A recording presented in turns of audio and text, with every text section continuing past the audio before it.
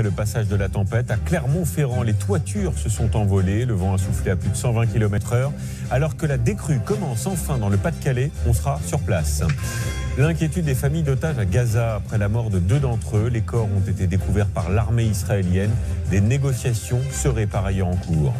Notre enquête du jour, que valent les comparateurs de prix à l'approche du Black Friday et de Noël? Comparer les prix peut vous permettre de belles économies à la clé, on vous dira tout. Dans votre trésor en France, attention au mot de passe trop facile, c'est ce que révèle une grande étude. Doudou, Azerty ou encore Marseille figurent parmi les plus courants. Et puis votre trésor en week-end, à la découverte aujourd'hui des trésors de la Touraine. Spécialité locale, patrimoine, artisanat, on vous emmène en balade dans cette magnifique région des Châteaux de la Loire. Après la Vendée et la Bretagne, c'est donc le Puy-de-Dôme qui a été balayé par la tempête avec de gros dégâts, je le disais, à Clermont-Ferrand. Le vent a soufflé à plus de 120 km/h. Il y a beaucoup d'arbres et de toitures arrachées. Par chance, aucune victime n'est à déplorer. Thomas Cuny avec nos correspondants sur place, Étienne Prigent et Nicolas Becker. Ils ont sorti les grands moyens et la grande échelle.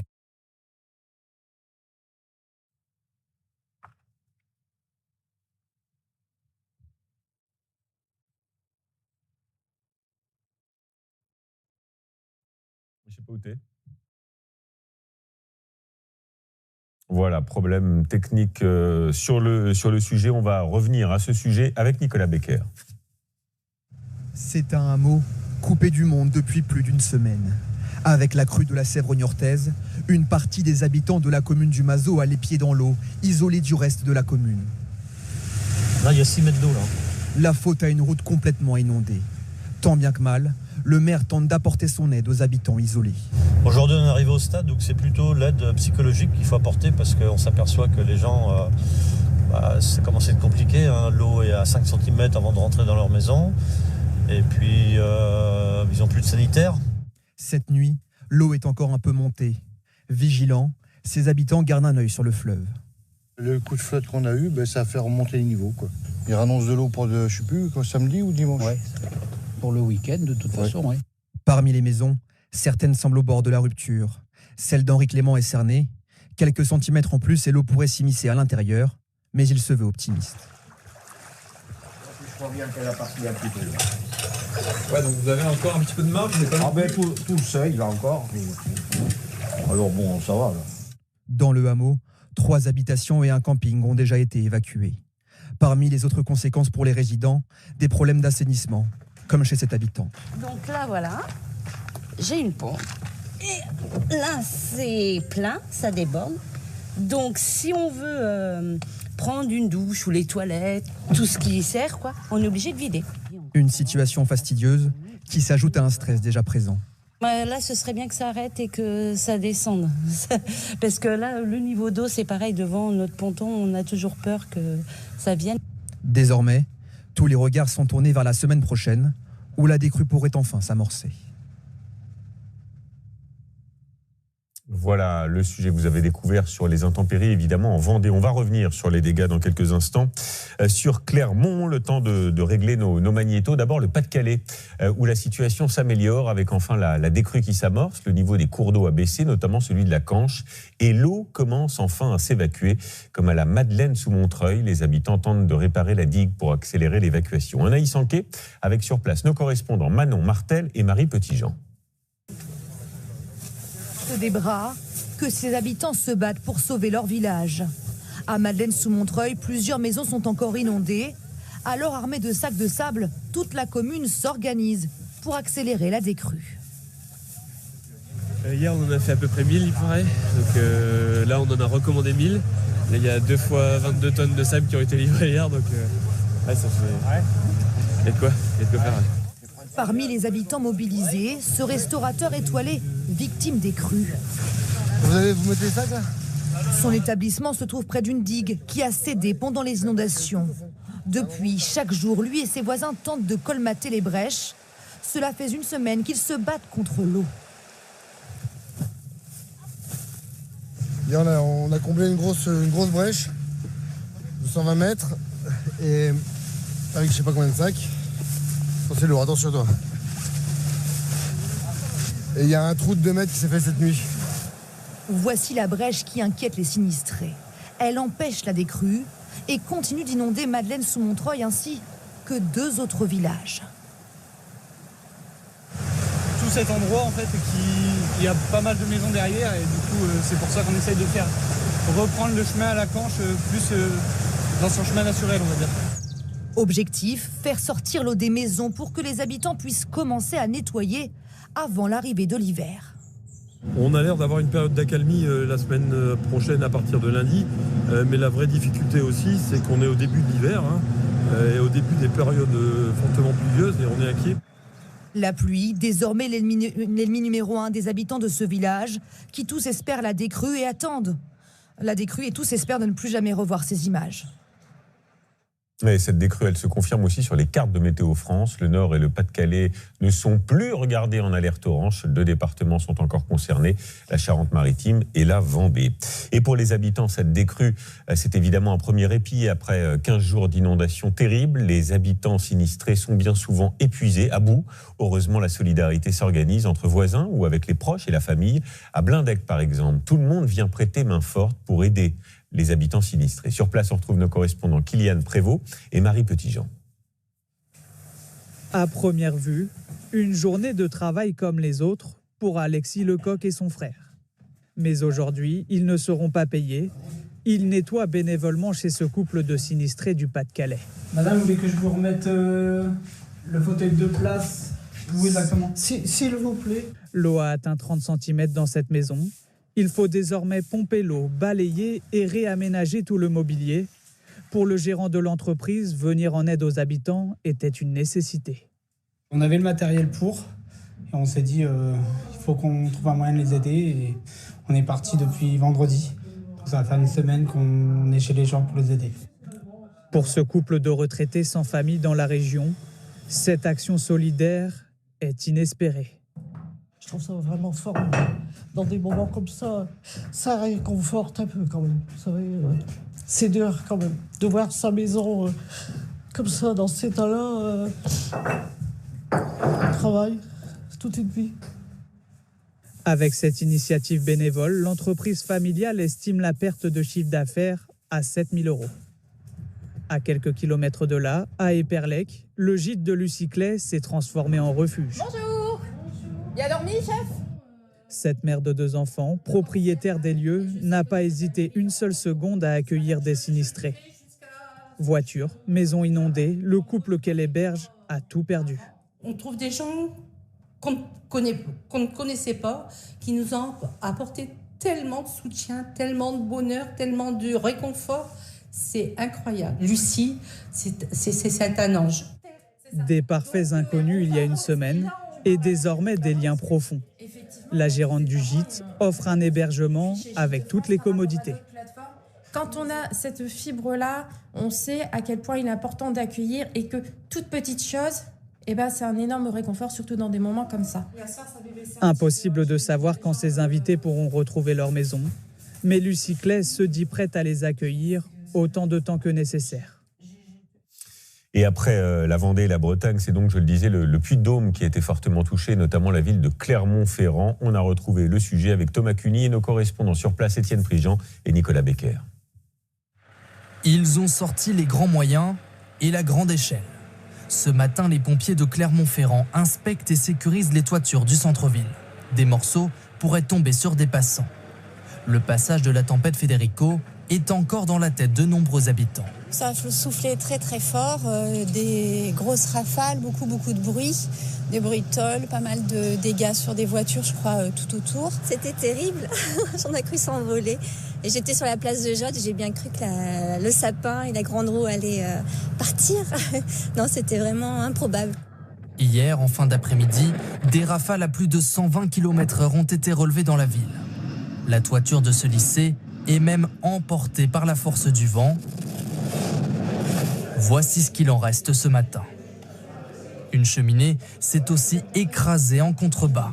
Elle n'a pas résisté à des vents extrêmement puissants. De nombreux poteaux électriques ont cédé. Ils sont tombés au sol. Ce matin, les équipes d'Enedis étaient encore déployées sur le terrain pour réinstaller des lignes entières et rétablir le courant au plus vite. On est à environ 3500 clients coupés, essentiellement dans le Puy-de-Dôme, 2300 foyers coupés. Après le vent, on aurait pu craindre la pluie. Il n'y a pas la pluie, comme vous le voyez derrière moi. Voilà un chantier en plein champ. Si en plus il y avait eu la pluie, ça aurait été beaucoup plus compliqué, oui. Selon la préfecture du Puy-de-Dôme, cet épisode de vent soudain n'a pas fait de blessés. Et puis image également en Haute-Corse où on a enregistré des vents à plus de 160 km/h, mais il y a peu de dégâts comparé au passage de la tempête à Kiaran il y a 15 jours qui avait balayé pour le coup la Corse du Sud. La situation à Gaza maintenant et l'inquiétude toujours très forte, je le disais, concernant les otages retenus par le Hamas. L'armée israélienne a annoncé avoir retrouvé les corps de 2 otages près de l'hôpital Al-Shifa, dont une jeune femme soldate de 19 ans. Sur place, nos correspondants permanents Agnès Varamian et Ofsep Nalbandian. Leurs visages sont partout en Israël ce matin, leur histoire aussi. Noa Martiano, 19 ans, une jeune soldate kidnappée le 7 octobre. La nouvelle de sa mort était parvenue déjà à sa famille, avec une vidéo du Hamas. Noa parlait, puis le Hamas expliquait qu'elle avait été tuée dans un bombardement israélien. Sa mère, encore pleine d'espoir, avait enregistré ce clip en arabe pour supplier. Aidez-moi à ramener ma fille Noa à la maison. La famille réclamait le corps. Le père a réagi hier. Ces jours sont les plus terribles de ma vie. Jamais je n'aurais imaginé vivre ça. Nous sommes désormais en deuil. Le deuxième corps retrouvé hier est celui de Yehudit Weiss, 65 ans, assistante maternelle au kibbutz Be'eri. Selon l'armée, elle aurait été tuée par arme à feu dès le premier jour de son enlèvement. Pour nous, c'est déjà trop tard, mais pour les autres familles, c'est urgent. Il faut les ramener à la maison. Les 2 corps ont été retrouvés dans un bâtiment près de l'hôpital Al-Shifa, à Gaza. Hôpital filmé ici par l'armée israélienne et dont elle assure qu'il sert aux activités du Hamas, qui dément. L'armée affirme que des armes ont été retrouvées près des corps des otages. Les familles des 237 personnes encore en captivité, dont 34 enfants et adolescents, marchent en ce moment même entre Tel Aviv et Jérusalem pour ne pas rester assis à attendre une libération qui ne vient pas. Autre actualité du jour en France, un sénateur accusé d'avoir drogué une députée à son insu. Il a été placé en garde à vue après un dépôt de plainte. L'élu aurait été prise d'un malaise après avoir bu un verre en sa compagnie à son domicile. Alors que sait-on précisément? Les réponses avec Éric Pelletier, Clément Veillerenal et Luc Edrich. Un sénateur en garde à vue, soupçonné d'avoir drogué une députée pour tenter d'abuser d'elle. Depuis mercredi, Joël Guerriot, 66 ans, doit répondre aux questions de la police judiciaire. Les faits qui lui sont reprochés auraient eu lieu mardi soir à son domicile parisien, dans le 6e arrondissement, non loin du Sénat. La victime présumée est députée. Depuis 2017, elle appartient à la majorité présidentielle. Aux enquêteurs, elle a indiqué s'être sentie mal lors d'une soirée avec le sénateur. À l'hôpital de l'Ecstasy a été détectée dans son sang une drogue retrouvée en perquisition chez Joël Guerriot. Le sénateur nie toute tentative d'empoisonnement et évoque une absorption accidentelle alors qu'il buvait un verre. Le sujet sera abordé demain au bureau politique du parti Horizon auquel appartient Joël Guerriot. Nous aurons évidemment l'occasion d'évoquer cette situation. Si le moindre de ces éléments est vrai, il devra évidemment en tirer les conséquences. Il ne peut évidemment pas rester au sein du parti s'il y a le moindre doute sur la véracité de tout ça. L'élu pourrait être déféré dans la journée au parquet de Paris. Si les faits sont avérés, Joël Guerriot risque 5 ans d'emprisonnement et 75 000 € d'amende. Le Trésor et vos achats est à l'approche des super promotions du Black Friday qui débute vendredi prochain. On aura l'occasion d'en reparler. On s'est intéressé aujourd'hui aux comparateurs de prix. Vêtements, électroménagers, téléphones. Comment être sûr de dénicher pendant ces périodes de promo les prix les plus bas? Que valent les comparateurs qui compilent toutes les promotions? On a voulu savoir comment tout cela fonctionnait avec Éléonore Truchat et Mathieu Birden. Être fin prêt pour les achats des fêtes de fin d'année. Pour aider à dégoter la meilleure affaire, les clients sont nombreux à utiliser les comparateurs de prix en ligne. Le jour du Black Friday, il y a tellement de promotions qui arrivent que tout réunir sur un site, c'est pratique. C'est vrai que c'est pratique, ça nous permet de nous y retrouver et d'avoir une notion des différents prix qui peut être appliquée dans tous les magasins qu'on peut trouver. On a l'impression de beaucoup plus contrôler son pouvoir d'achat. Par exemple, pour un même téléviseur, les prix varient de 662 € à 750 €. La différence de prix peut monter jusqu'à 90 €. Alors est-ce vraiment une bonne affaire? Pas toujours, selon cet expert. Il y a une douzaine d'offres et ils sont vendus à 649 €. Donc, premier enseignement, le prix de ce comparateur est effectivement correct, parce que je n'ai pas de décalage. Mais en revanche, la promotion que m'a vendue ce site marchand de 649 au lieu de 899, on voit qu'elle n'a pas de réalité, parce qu'en fait, 649, c'est le prix auquel ce produit est vendu chez tout le monde. Certains articles sont mis en avant, mais on peut se demander pourquoi. Un doute subsiste puisque les comparateurs touchent une commission. Quand vous allez là demander à aller chez le marchand, c'est de cette façon qu'il, lui, va être rémunéré par le site marchand. Donc, il peut avoir une certaine tentation, c'est de vous mettre en avant davantage de produits pour lesquels il a négocié des prix ou des marchands pour lesquels il a négocié des prix. Aujourd'hui, 7 Français sur 10 ont recours à ces comparateurs de prix en ligne. En Savoie, c'est en ce moment la course au recrutement des saisonniers, comme chaque année. Et comme l'an dernier, les stations de ski et les hôteliers ont dû trouver des solutions pour attirer les salariés. Il reste d'ailleurs de nombreux postes, vous allez le voir, à pourvoir. Exemple à La Plagne, où sont allés nos correspondants Denis Sébastien et Brice Parer. La saison de ski approche et certains sont déjà au travail depuis plusieurs jours déjà.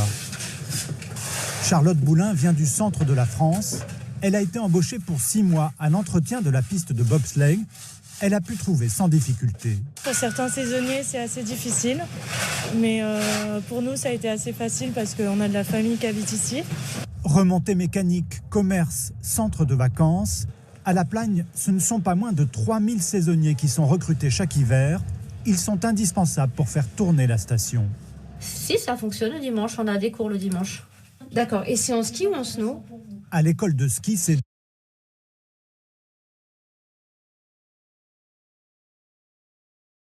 deux hôtesses d'accueil prennent déjà les réservations. Pour elles, pas de souci, elles habitent la vallée. Mais pour la majorité des candidats, trouver où résider est le principal obstacle.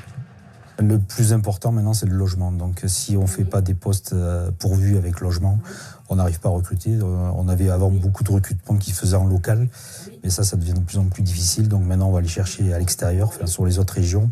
Et il faut vraiment les loger pour qu'ils puissent venir travailler à La Plagne. Alors, pour se donner plus de chances de trouver de la main-d'œuvre, la mairie a racheté des logements. 62 appartements qu'elle met à disposition des saisonniers cette année. Un avantage en nature, ils n'auront que les charges à payer. Alors ça, c'est une formule studio assez basique qui est prévue pour mettre 2 saisonniers. Jusqu'à présent, c'était un appartement qui était dédié à la location de vacances. Ce commerçant recrute chaque hiver 8 employés qu'il loge lui-même. Après 2 années difficiles consécutives à la période du Covid, il a pu constituer ses équipes assez tôt cette année. Il a fallu faire quelques concessions, 10% d'augmentation de salaire sur 2 ans. Il y a eu une petite pression comme partout sur les salaires, sur les conditions de travail. Oui, on l'a senti un peu. Dans l'ensemble, selon les professionnels, les candidats seraient en tout cas plus nombreux cette année et le recrutement moins compliqué. À quelques exceptions près, la plupart des stations ouvriront leur domaine dans 1 mois environ.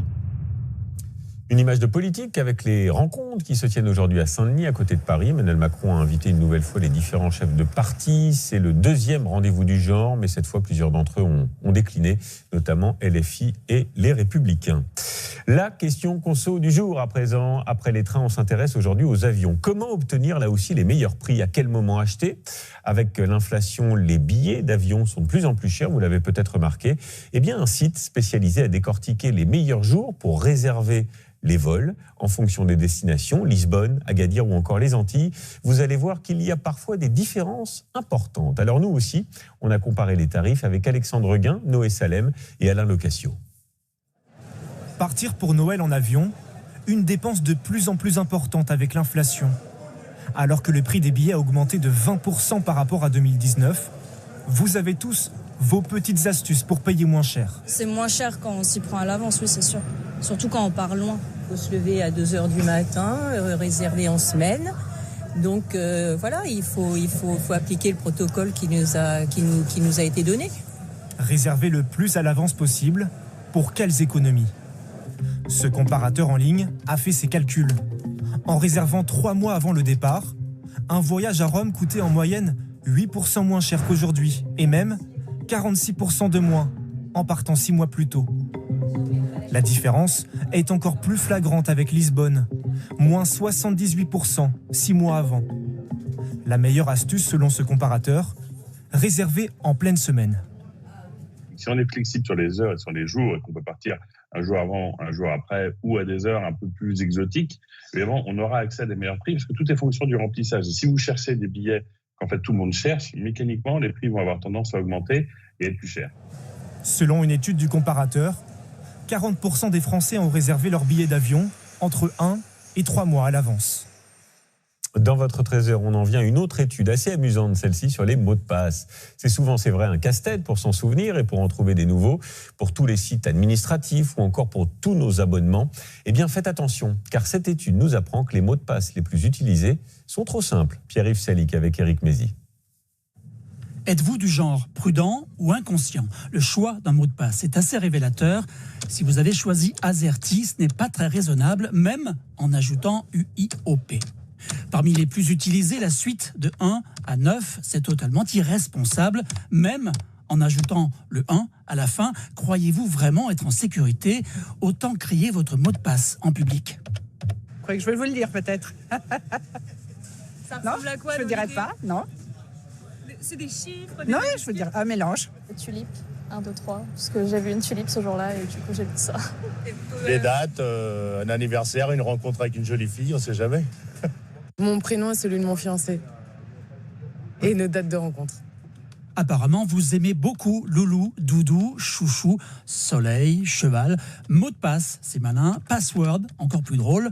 Mais il faudrait plutôt compliquer tout ça. Alphanumérique et voilà, égal, étoile, astérix. Une lettre majuscule, des minuscules et des chiffres. Et ça se termine par astérix, voilà. Car une suite numérique se pirate en moins d'une seconde.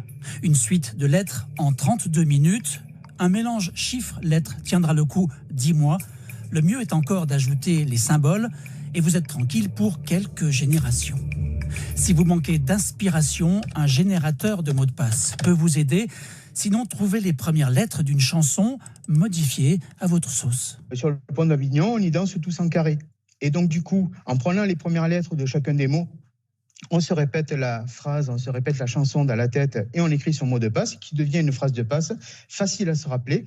Le tout est donc de faire compliqué, mémorisable, sans écrire n'importe quoi. Le Trésor en week-end maintenant, comme chaque vendredi, on vous emmène à la découverte d'un joli coin de France. Et aujourd'hui, direction la Touraine, pour un voyage féerique au château notamment de Rivaux. On va également vous emmener dans des ateliers d'artisans vanniers. Vous allez voir, c'est un savoir-faire très ancien. Et puis, on va déguster une spécialité locale. Connaissez-vous la poire tapée? Vous allez voir, c'est succulent. Le Trésor en week-end, c'est avec Augustin Arnal et Anaël Forviel. Ces innombrables châteaux en font l'un des symboles de la Renaissance française. Ces jardins remarquables valent à la Touraine depuis le XVe siècle le surnom de Jardin de la France. Une région dans laquelle des savoir-faire ancestraux perdurent et dont les couleurs d'automne ravivent des paysages uniques. Cette semaine, le Trésor en week-end vous emmène à la découverte des trésors de Touraine. Le château du Rivaux allie silhouette médiévale et prouesses architecturales de la Renaissance. La renommée de ses écuries et ses chevaux de combat ont attiré en 1429 Jeanne d'Arc sur sa route vers le siège d'Orléans. Depuis le XVe siècle, le Rivaux s'est réinventé et les cheminées gothiques cohabitent aujourd'hui avec des œuvres d'art contemporain, une originalité qui séduit immédiatement les visiteurs. Donc ils ont parfaitement restauré dans le style de l'époque, mais ils apportent le côté contemporain avec toutes ces œuvres d'art. Beaucoup de châteaux n'ont peu ou pas de meubles. Et ça fait plus froid, plus impersonnel. On se projette moins aussi. Ce mélange des styles se retrouve aussi dans les 15 jardins du domaine, dont les 475 variétés de roses ont fait la réputation. Pour la famille Châtelier aujourd'hui, ce sera jeu de piste avec Pierre, 5 ans. Une fois sorti de la forêt, Philémon rencontre Mireille l'abeille. Bon ok, on va chercher Mireille l'abeille avec son miel. Chaque saison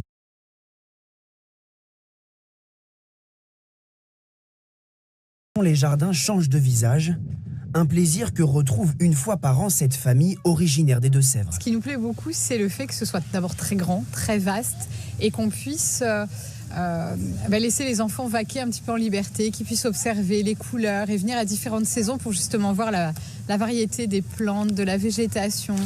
À quelques kilomètres de là, le village de Vilaine-les-Rochers, connu pour son travail de l'osier et ses bosquets orangés à l'automne. Des brins fins prêts à être récoltés, puis valorisés. Normalement, on attend que l'hiver soit passé et que les feuilles soient toutes tombées. Mais là, on va pouvoir commencer à couper pour avoir des jolis brins colorés. Chaque variété d'osier a sa couleur d'écorce. Là, c'est les plus colorés, les plus jaunes. Il y a d'autres variétés qui sont plus rouges d'écorce, qui ont encore leurs feuilles. Avec ces brins encore souples, place à présent à l'imagination et à la confection. Cette maman et ses 2 filles vont chacune réaliser un objet différent. Toi, Zoé, tu as quel âge? 7 ans. Eh ben, à partir de 7 ans, tu pourrais faire le poisson. Une activité manuelle et créative où il faut faire preuve d'un peu de patience. Ce que j'aime, c'est le fait de faire du coup quelque chose soi-même. Et puis aussi qu'on puisse le ramener chez nous. C'est sympa de se dire qu'on peut justement faire ce type d'objet-là soi-même, oui. C'est le côté agréable de dire après, c'est moi qui l'ai fait. Et puis vient enfin l'heure du résultat. Je trouve que j'ai bien réussi. Et qu'est-ce que tu vas en faire? Je vais l'accrocher dans ma chambre. Quand arrive l'heure du goûter, l'un des fruits de l'automne est ici déshydraté avant d'être aplati. La poire tapée est préparée chaque semaine par monsieur et madame Blot, les dernières en France à utiliser un four à bois lors de la production de cette spécialité. Une à une, grâce à cet outil, chaque poire est tapée à la force des bras. Donc en les aplatissant, on va avoir une faible épaisseur, une grande surface. Quand on va les remettre tout à l'heure pour la dernière étape dans le four, le peu d'humidité va finir par s'évaporer. 7 jours de déshydratation plus tard, c'est le moment de déguster. Ça se mange comme une friandise. C'est bon, hein? Ça a quel goût? De poire tapée. Non, c'est un goût de poire concentré. En liqueur, en caramel ou même marinée dans le vin, la poire tapée se décline sous une multitude de formes. Cette spécialité aux origines médiévales plonge elle aussi les visiteurs dans une autre époque, comme une impression parfois de revenir au temps des chevaliers, dans une région chargée d'histoire. Voilà pour cette belle découverte. C'est un produit